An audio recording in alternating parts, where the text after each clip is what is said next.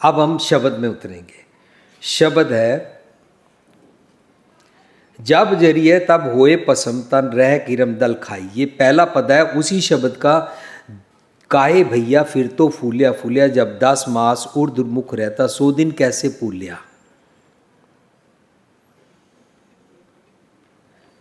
राव को मैंने बहुत बार सेमिनार में डिस्कस कर लिया। अब पहला पद है, जब जरिए, जब बर्दाश्त करते हैं, अपनी प्राप्ति को बर्दाश्त करने के लिए क्या है, नम्रता में रहते हैं।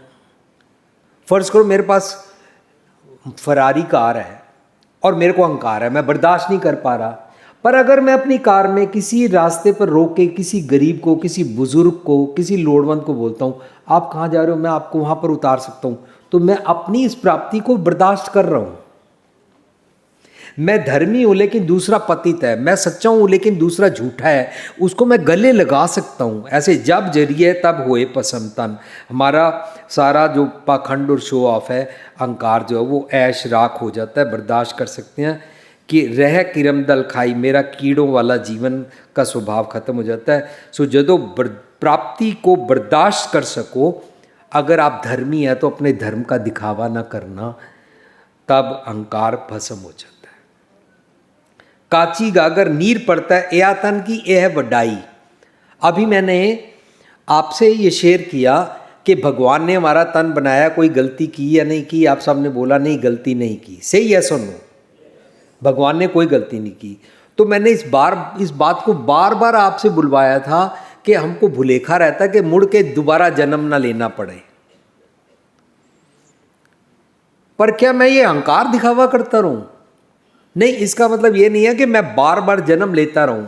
मतलब सिर्फ इसका इतना है कि मेरे को शरीर की निंदा नहीं करनी। शरीर की मैंने निंदा की इसलिए कह रहा हूं मुड़ के दोबारा जन्म ना लेना पड़े, और मैं भगवान के तरफ से मेरे को पैदा किए हुए को ऊपर कांटा मार रहा हूं जब मैं शरीर की निंदा कर रहा हूं। पर मेरे को ये समझ नहीं आ रहा, शरीर मेरे को मिला है, शरीर के कारण मन मिला है, मेरे को मन को रब से मर्ज करना है और मेरे को अपना अहंकार बस बीच में से दूर करना है। शरीर में तो कोई ताकत पाया सत्ता है ही नहीं है, शरीर में गॉडली क्वालिटीज़ की विजडम को डालना है।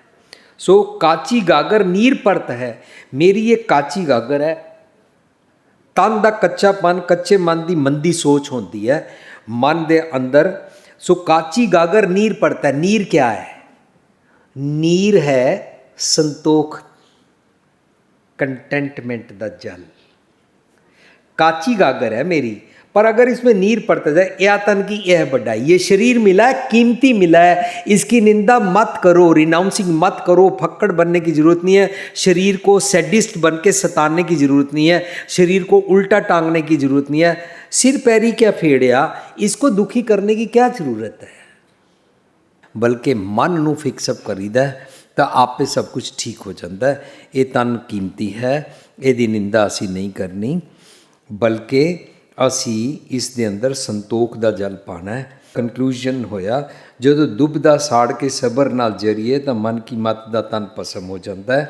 कीड़े दी नीवी सोचनी वाली मन की मत दी काची गागर च संतोख दा जल पै जाता है, तो ये तन पक्का हो जाता है, इटरनल हो जाता है। कठोर रस जोर जोर तन किया, मरती बार लियो लियो करिया, भूत रहन क्यों दिया।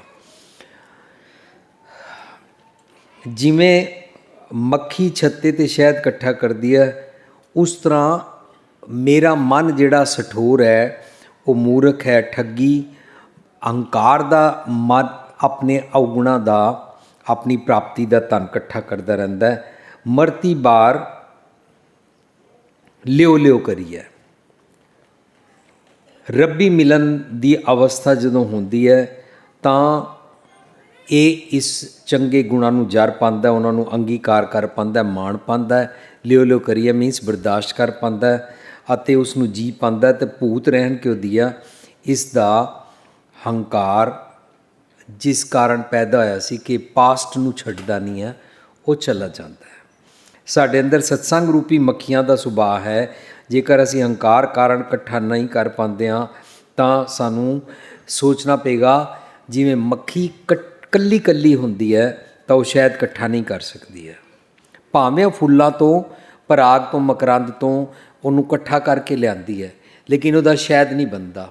ਅਸੀਂ ਜਦੋਂ ਹੰਕਾਰੀ ਹੋ ਜਾਂਦੇ ਹਾਂ, ਸੈਲਫਿਸ਼ ਹੋ ਜਾਂਦੇ ਹਾਂ, ਇਕੱਲੇ ਇਕੱਲੇ ਹੋ ਜਾਂਦੇ ਹਾਂ, ਔਰ ਅਸੀਂ ਸਤਸੰਗ ਦਾ ਸ਼ਹਿਦ ਇਕੱਠਾ ਨਹੀਂ ਕਰ ਪਾਉਂਦੇ ਹਾਂ। ਸਾਡੇ ਅੰਦਰ ਸਤਸੰਗ ਰੂਪੀ ਮੱਖੀਆਂ ਦਾ ਸੁਭਾਅ ਹੈ, ਬਟ ਹੰਕਾਰ ਕਾਰਨ ਇਕੱਠਾ ਨਹੀਂ ਕਰ ਪਾਉਂਦੇ ਹਾਂ, ਸੈਲਫਿਸ਼ ਹੋ ਜਾਂਦੇ ਆ। ਕੱਲੀ ਕੱਲੀ ਮੱਖੀ ਆਪਣੇ ਹੰਕਾਰ ਨਾਲ ਨਹੀਂ ਕਰ ਸਕਦੀ। ਜਿਸ ਨੂੰ ਇਹ ਗੱਲ ਸਮਝ ਆ ਜਾਏਗੀ ਉਹ ਸਤਸੰਗ ਵਿੱਚ ਨਮਰਤਾ 'ਚ ਆ ਜਾਏਗਾ, ਭਾਵ ਰੱਬੀ ਗੁਣਾਂ ਨੂੰ ਲਏਗਾ। ਕਨਕਲੂਜਨ, ਜਦੋਂ ਨਿਮਰਤਾ ਕਾਰਨ ਸਤਸੰਗ ਦਾ ਸ਼ਹਿਦ ਇਕੱਠਾ ਕਰਦੇ ਹਾਂ, ਲਿਓ ਲਿਓ ਕਰੀਏ, ਭਾਵ ਅੰਗੀਕਾਰ ਕਰ ਪਾਉਂਦੇ ਹਾਂ ਰੱਬੀ ਗੁਣਾਂ ਨੂੰ, ਉਸ ਦੀ ਮਿਠਾਸ ਨੂੰ, ਤਾਂ ਰੱਬੀ ਮਿਲਨ ਦਾ ਪ੍ਰਯੋਜਨ ਬਣਦਾ ਹੈ। ਸਾਡਾ ਹੰਕਾਰ ਘਟਦਾ ਜਾਂਦਾ ਹੈ, ਅਤੇ ਹੰਕਾਰ ਜਿਉਂ ਜਿਉਂ ਘਟਦਾ ਜਾਂਦਾ ਹੈ, ਰੱਬੀ ਮਿਲਨ ਦੀ ਅਵਸਥਾ ਬਣਦੀ ਜਾਂਦੀ ਹੈ। ਇਸ ਧਨ ਦੀ ਇਹੋ ਵਡਿਆਈ ਹੈ। ਦਿਓਰੀ ਲੋ ਬਰੀ ਨਾਰ ਸੰਗ ਪਈ, ਆਗੇ ਸਜਨ ਸੁਹੇਲਾ। ਹੰਕਾਰੀ ਮੱਤ ਵਾਲੀ ਦੇਹ ਜਮ ਕਾਲ ਨਾਲ ਵਿਆਹੀ ਹੁੰਦੀ ਹੈ, ਭਾਵ ਅਸੀਂ ਹੰਕਾਰ ਜਿਉਂ ਜਿਉਂ ਕਰਦੇ ਜਾਂਦੇ ਹਾਂ, ਇਸ ਸ਼ਬਦ ਵਿੱਚ ਹੰਕਾਰ ਦੇ ਨਾਲ ਅਸੀਂ ਵਿਆਹੇ ਹੋਏ ਹਾਂ।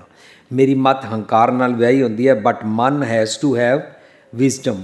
ਮੈਨੂੰ ਵਿਜ਼ਡਮ ਲੈਣੀ ਹੈ।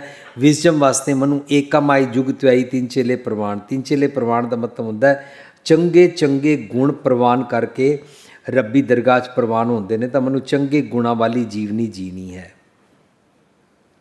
ਮਨ ਵੱਲੋਂ ਘਰ ਕੀ ਨਾਰ ਹਰੇਕ ਦੁਆਰੇ 'ਤੇ ਬੈਠੀ ਹੋਈ ਹੈ। ਤ੍ਰਿਸ਼ਨਾ ਹੰਕਾਰ ਮ੍ਰਿਗ ਤ੍ਰਿਸ਼ਨਾ ਸਤਾਉਂਦੀ ਰਹਿੰਦੀ ਹੈ, ਬਦਲੇ ਦੀ ਭਾਵਨਾ ਰਹਿੰਦੀ ਹੈ, ਸੈਲਫਿਸ਼ ਰਹਿੰਦੇ ਹਾਂ। ਜਦੋਂ ਵਿਜ਼ਡਮ ਨਾਲ ਬਰੀ ਹੁੰਦੀ ਹੈ, ਵਿਆਹੀ ਜਾਂਦੀ ਹੈ, ਤਾਂ ਸੱਜਣ ਰੂਪੀ ਪਿਆਰੇ ਨਾਲ ਮਿਲਨ ਹੋ ਜਾਂਦਾ ਹੈ, ਜੀਵਨ ਸੁਖੀ ਹੋ ਜਾਂਦਾ ਹੈ, ਸ਼ੀਤਲ ਚੈਨ ਔਰ ਹੰਕਾਰ ਬਣ ਜਾਂਦੇ ਹਾਂ, ਔਰ ਹੰਕਾਰ ਦੀ ਸੜਨ ਤੋਂ ਬਚ ਜਾਂਦੇ।